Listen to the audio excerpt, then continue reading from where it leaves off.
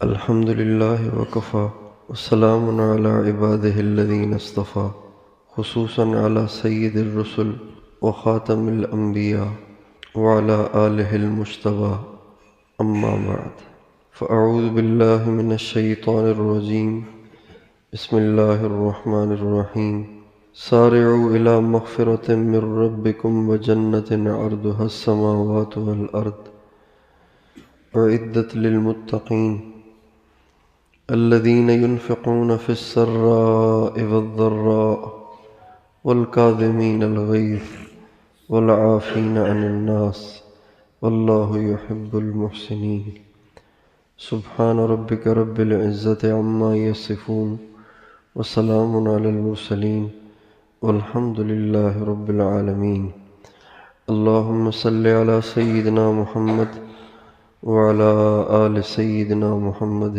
وبارک وسلم۔ دین سارے کا سارا بہت آسان ہے، دین پہ چلنا آسان، اللہ کو راضی کرنا آسان، جنت بنانا آسان، جہنم سے بچنا آسان، لیکن بعض کام اتنے آسان ہیں کہ جس کے کرنے میں نہ کوئی زور لگتا ہے نہ کوئی پیسہ خرچ ہوتا ہے، لیکن ان کاموں کے کرنے سے اللہ بہت راضی ہوتے ہیں۔ ان میں سے ایک کام ہے غصے کو پینا۔ اللہ تعالیٰ نے ہر انسان کے اندر غصے کے جذبات رکھے ہیں، اللہ نے رکھے ہیں۔ فرشتوں کو کبھی غصہ نہیں آتا، انسان میں غصے کے جذبات ہیں۔ چونکہ انسان کے لیے آزمائش ہے دنیا، یا اس کو جنت میں جانا ہے یا جہنم میں جانا ہے، تو اللہ تعالیٰ نے اس میں غصہ اس لیے رکھا ہے تاکہ اس کو دیکھا جائے کہ پیتا ہے یا نکالتا ہے۔ غصہ ایک آزمائش ہے، اور اس کے ذریعے سے اللہ تعالیٰ انسان کو چیک کرتا ہے کہ یہ نکالتا ہے یا پیتا ہے، برداشت کرتا ہے یا اسے باہر اگلتا ہے۔ نبی کریم صلی اللہ علیہ وسلم کی عادت شریفہ یہ تھی کہ آپ ہمیشہ غصے کو پینے والے تھے، آپ کبھی بھی غصے کو نکالنے والے نہیں تھے، ہمیشہ آپ غصے کو پینے والے تھے۔ چاہے آپ کے ساتھ کوئی کتنی بد اخلاقی سے پیش آتا، چاہے کوئی آپ کی کتنی توہین کرتا، چاہے کوئی آپ کی کتنی بے اکرامی کرتا، نبی کریم صلی اللہ علیہ وسلم اس کو برداشت کرتے تھے، اور آپ اس پر غصے ہو کر اگلے کی توہین نہیں کرتے تھے، بلکہ آپ کے لہجے میں ویسی کی ویسی نرمی ہوا کرتی تھی۔ آپ کی طبیعت میں اتنی برداشت تھی اور اتنا صبر تھا، اتنی بردباری تھی کہ اگلا حیران ہو جاتا تھا کہ اتنا بھی کوئی برداشت کر سکتا ہے۔ اہل کتاب میں سے ایک بڑے عالم ایک دفعہ نبی کریم صلی اللہ علیہ وسلم کے پاس آئے اور آپ کی باتیں سنی۔ پھر ایک آپ سے کہنے لگا کہ جی آپ کو اگر کسی ضرورت کے لیے کسی چیز کی ضرورت ہو نا، کوئی ضرورت ہو آپ کو کسی چیز کی، تو آپ بے دھڑک مجھ سے کہہ دینا، میں آپ کی مدد کروں گا۔ چنانچہ آپ نے اس سے کھجوریں لے لیں، ادھار کھجوریں لے لیں، اور پیسوں کی ادائیگی کا وقت مقرر ہو گیا۔ اب جب پیسوں کی ادائیگی کا وقت ابھی آیا نہیں تھا، اس سے پہلے ہی آ گیا، اور آتے ہی کہنے لگا او عبد المطلب کے بیٹے، یہ ٹال مٹول چھوڑ دو، ٹھیک ہو جاؤ، ادائیگی کا وقت قریب آ رہا ہے، اگر تم نے ادائیگی نہ کی تو پھر اچھا نہیں ہوگا۔ اور حضرت بلال سے کہنے لگا اگر تو نے وقت پہ نہیں دیا نا تو تجھے دوبارہ غلام بنا دوں گا جیسے تو ساری زندگی غلام بنا رہا۔ آپ علیہ السلام کی بھی بے عزتی کی اس نے، اور حضرت بلال کی بھی۔ نبی کریم صلی اللہ علیہ وسلم دیکھتے رہ گئے۔ چنانچہ آپ علیہ السلام نے حضرت عمر رضی اللہ تعالیٰ عنہ سے فرمایا، حضرت عمر یہ باتیں سن کر، یہ لہجہ دیکھ کے ناراض ہو گئے اور اس کی کھچائی شروع کر دی۔ تجھے شرم نہیں آتی؟ تو اللہ کے نبی سے ایسی باتیں کرتا ہے؟ آپ علیہ السلام نے فرمایا، آپ علیہ السلام نے اس کو پسند نہیں فرمایا۔ آپ نے حضرت عمر سے فرمایا، عمر یہ حقدار ہے، حقدار کے ساتھ ایسی باتیں مت کرو، ہمیں اس وقت اس کی ضرورت نہیں جو آپ کر رہے ہیں، ضرورت اس بات کی ہے کہ تم مجھے سمجھاتے کہ حضور وقت پہ ادا کیجیے گا، اور اس کو یوں سمجھاتے کہ ذرا طریقے سے مانگے، اس کو کہتے کہ اچھے طریقے سے مانگے، اور مجھے سمجھاتے کہ حضور وقت پہ ادائیگی کرنی چاہیے۔ پھر فرمایا کہ اب آپ اس کو لے جائیں اور اتنا غلہ جتنا ہم نے اس سے لیا ہے اتنا اس کو ادا کریں، اور یہ جو آپ نے اس کو ڈانٹا ہے نا، اس کے عوض میں اتنا غلہ اس کو اور دے دیں۔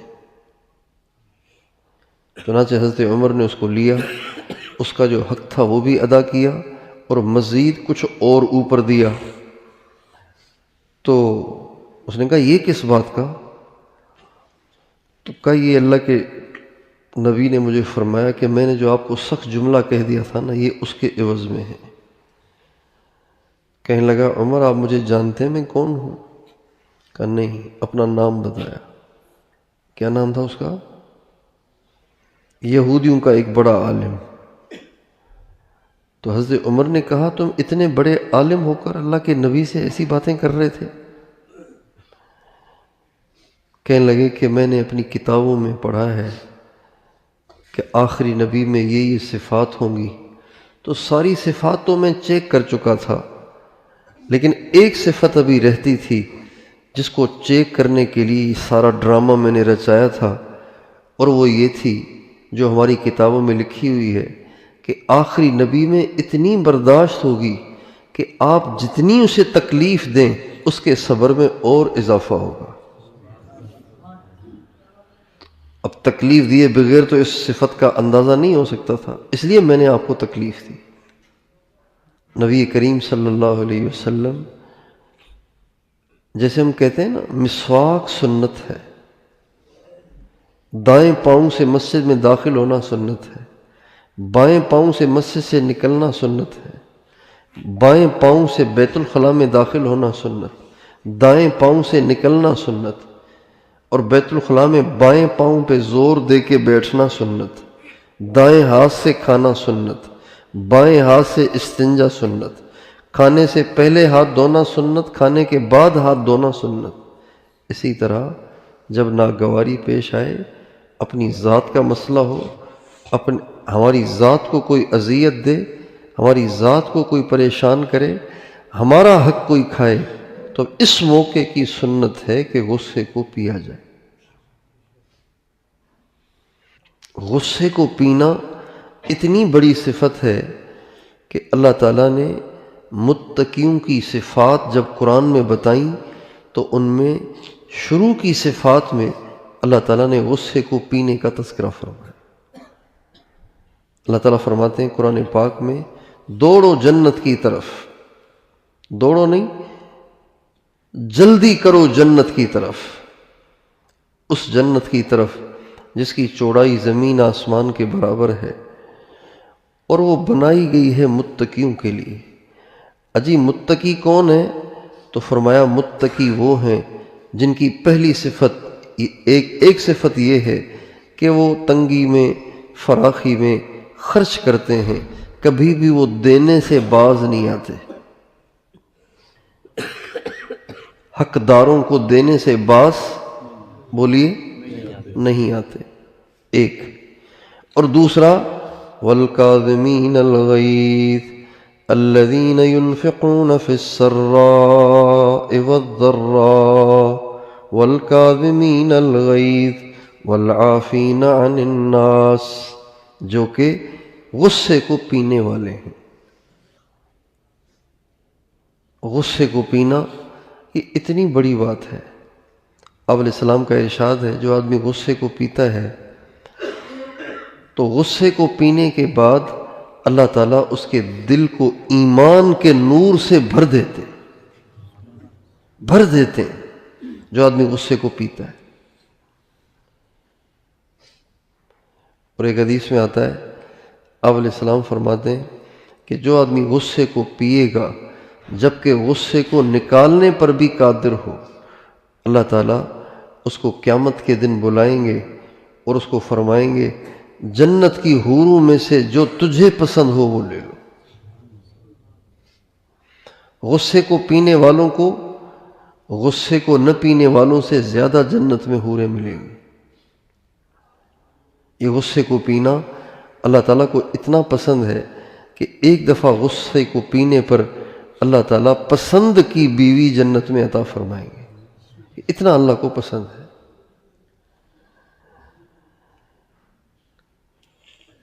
تو جو سالک ہو، جو راہ معرفت کا راہی ہو، جو اللہ تعالیٰ سے تعلق کا طالب ہو، اسے کبھی بھی غصے کو نکالنا نہیں چاہیے بلکہ غصے کو برداشت کرنا چاہیے۔ انسان غصہ نکالتا اس وقت ہے جب اللہ سے غافل ہوتا ہے۔ آپ اس کا تجربہ کیجیے گا، جب آپ کو ٹکا کے غصہ آیا ہوا ہو اور آپ بولے جا رہے ہوں، اللہ تعالیٰ اس وقت سمجھ دے تو دل کی طرف جھانک لینا، آپ کا دل اس وقت اللہ سے بالکل غافل ہوگا۔ جس کے دل میں اللہ کا استحضار ہو، اللہ کا دھیان ہو، اللہ کا خیال ہو، اس کی عظمت کا استحضار ہو، وہ کبھی بھی غصے کو نکال نہیں سکتا، وہ پیتا ہے۔ کوئی بڑا بیٹھا ہو اور کسی سے آپ کو تکلیف پہنچے تو شاید آپ اس کو گھور تو لیں، لیکن آپ اس بڑوں کے سامنے اس کی بےزتی نہیں کریں گے۔ یہ ہو سکتا ہے کہ آپ اشارے میں کہ باہر نکل میں تجھے دیکھتا ہوں، یہ ہو سکتا ہے، لیکن اس سے نہیں ہوں گے، اس لیے کہ بڑا بیٹھا ہوا ہے۔ جن کے دل میں، جن کے دماغ میں ہر وقت اللہ کی عظمت کا استحضار ہو تو وہ بھی اسی وجہ سے غصے نہیں ہوتے۔ اللہ دیکھ رہا ہے، میں کیا کہوں اس کو، اللہ دیکھ رہا ہے، میں کیا کہوں اس کو۔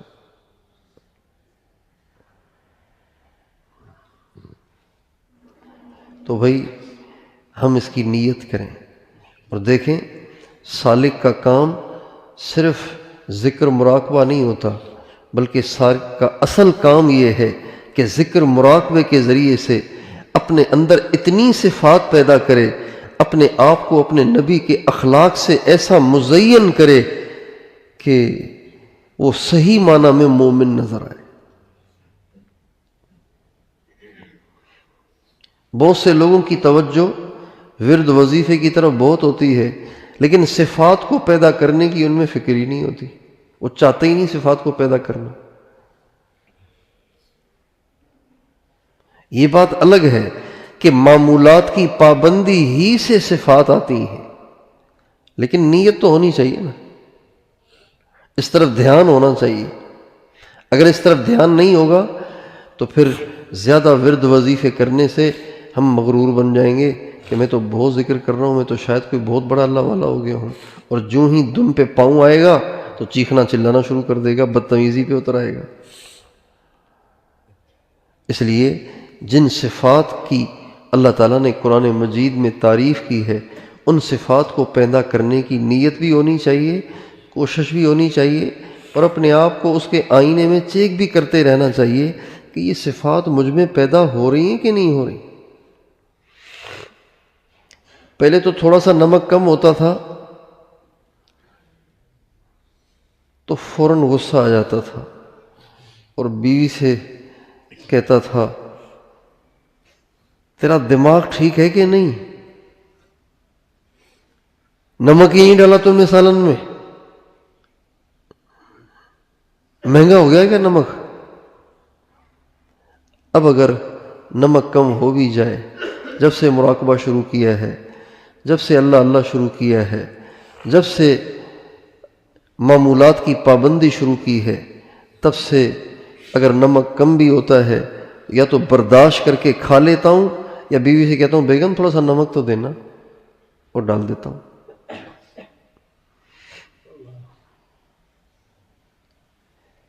اس انداز سے ہمیں چلنا ہے، اپنے آپ کو صفات میں بڑھانا ہے، بردباری میں بڑھانا ہے، برداشت میں بڑھانا ہے، اور اللہ تعالیٰ سے ان اچھی اچھی صفات کو مانگنا بھی ہے۔ تو غصے کو پینے کی نیت کرتے ہیں۔ غصہ واحد مشروب ہے جس کو آپ روزے میں بھی پی سکتے ہیں۔ روزے میں آپ لسی نہیں پی سکتے، شربت نہیں پی سکتے، کولڈ ڈرنک نہیں پی سکتے، لیمو پانی نہیں پی سکتے، دودھ نہیں پی سکتے، کچھ بھی نہیں پی سکتے، لیکن روزے میں غصے کو پی سکتے ہیں، بلکہ پینا چاہیے، بلکہ ضرور پینا چاہیے۔ جو روزے میں غصے کو نہیں پیتے ان کا روزہ ہی خراب ہو جاتا ہے۔ تو اس دفعہ رمضان میں پابندی سے غصے کو پئیں گے، اس سے روزہ نہیں ٹوٹے گا۔ روزہ ٹوٹے گا پانی پینے سے، غصے کو پینے سے روزہ نہیں ٹوٹے گا، بلکہ روزے میں اور نور آئے گا، اور نور آئے گا، اور نور آئے گا۔ جو انسان جتنی زیادہ تکلیفیں برداشت کرتا ہے اس کا دل اتنا زیادہ منور ہوتا ہے۔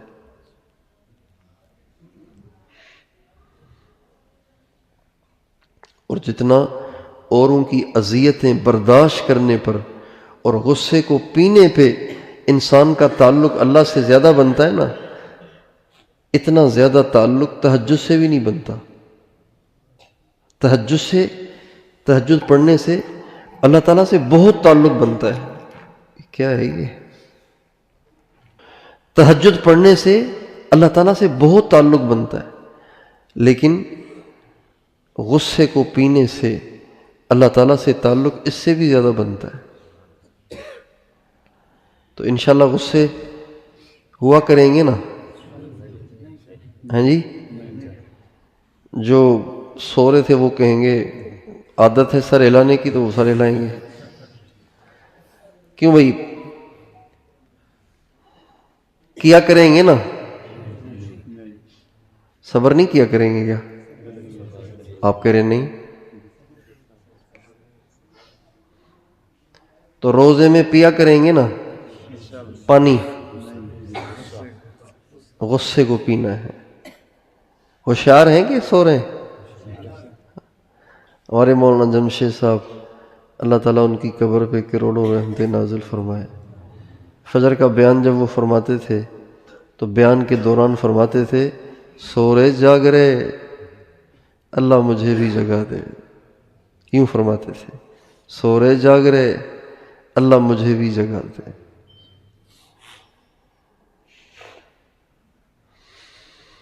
تو غصے کو پئیں گے نا انشاءاللہ۔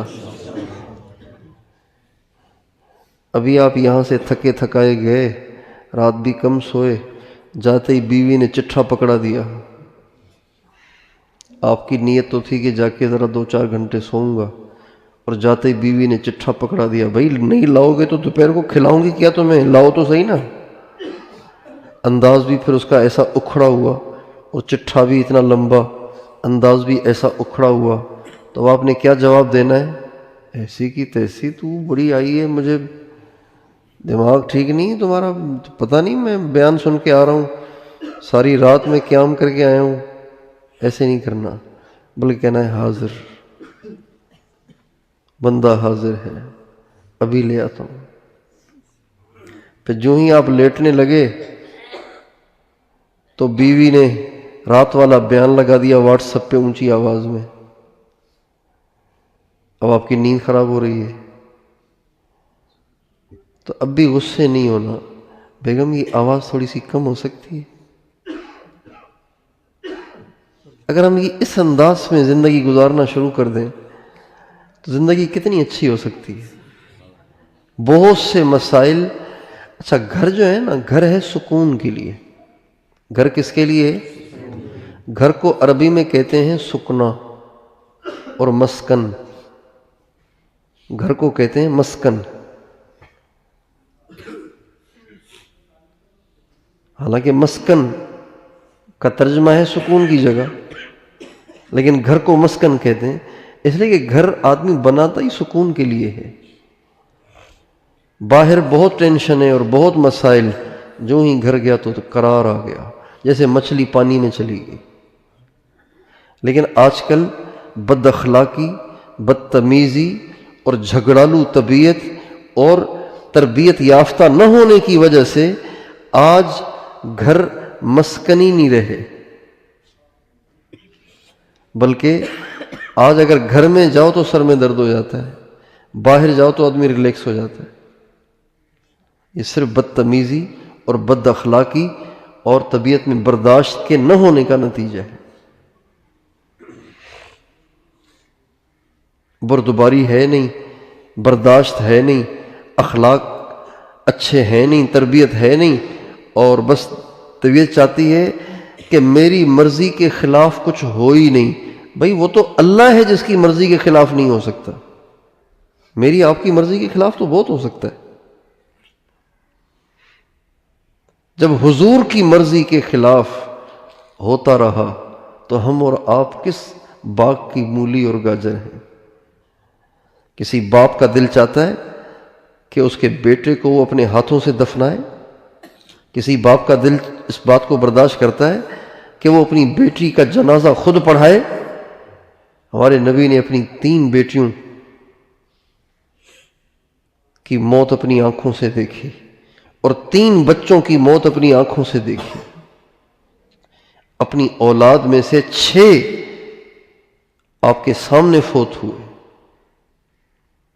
یہ ہمارے نبی کی مرضی کے خلاف ہوا، اور آپ فرما رہے تھے جب حضرت ابراہیم کا انتقال ہوا، ان العین تدمع والقلب يحزن وانا بفراقک یا ابراہیم لمحزون۔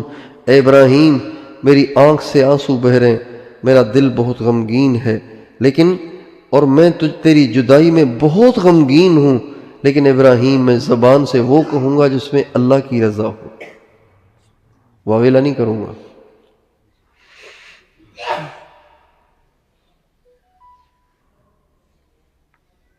مجھے کبھی کبھی بہت حیرت ہوتی ہے، اتنی ساری باتیں، اتنے سارے نبی کے واقعات پڑھنے کے باوجود بھی حضرت امام حسین کے نام پہ ایسی بے صبری کا مظاہرہ اور ایسا غم کا مظاہرہ کہ اپنے آپ کو پیٹنا، اپنے آپ پہ خنجر چلانا، اپنے سینے پہ ہاتھ مارنا،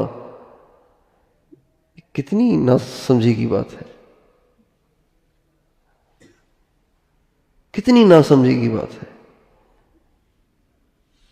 جس نبی کا کلمہ پڑھ رہے ہیں ہم، جس نبی کو اپنا نبی مان رہے ہیں، اپنا امام مان رہے ہیں، وہ صبر سکھاتے ہیں اور ہم ماتم کر رہے ہیں۔ اور جن کو سمجھ ہے پھر وہ بھی ان کو سمجھاتے نہیں ہیں، بلکہ وہ بھی ان کو اور تھڈے مار مار کے دور کرتے ہیں، فتوے دے دے کے اور دور کرتے ہیں۔ جس سے نہ سمجھتا ہے کہ یہ سارے سنی اہل بیتی کے دشمن ہیں، تبھی تو ہم منع نہیں دے رہے۔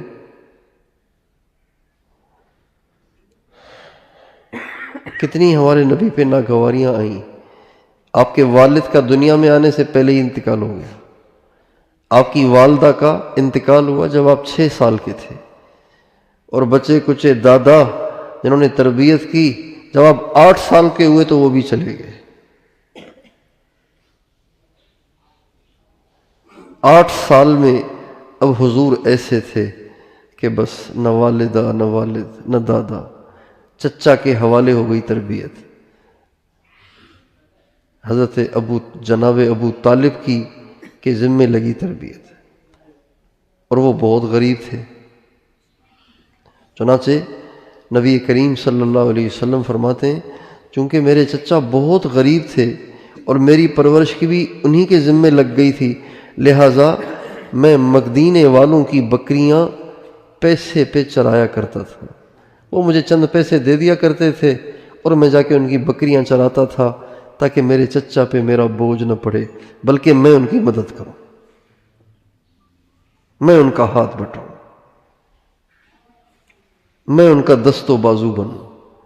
اور آپ علیہ السلام جب آپ کا عروج ہوا تو آپ بتایا کرتے تھے ان پہاڑیوں میں تھوڑے پیسے لے کر قریش کی بکریاں چرایا کرتا تھا.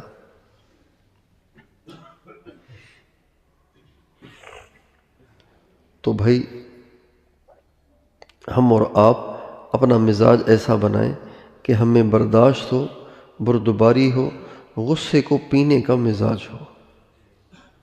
ٹھیک ہے نا؟ انشاءاللہ غصے کو پئیں گے نا، یہ ہماری پہچان ہونی چاہیے.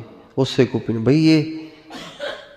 بھئی اس کو غصہ نہیں آتا کہ نہیں کہ یہ ماشاءاللہ بیعت ہوا ہے اور پابندی سے مراقبہ کرتا ہے، یہ غصہ نہیں ہوتا. اس کو چاہے کچھ بھی کہو یہ بیچارہ سنتا ہے، اسے نہیں ہوتا.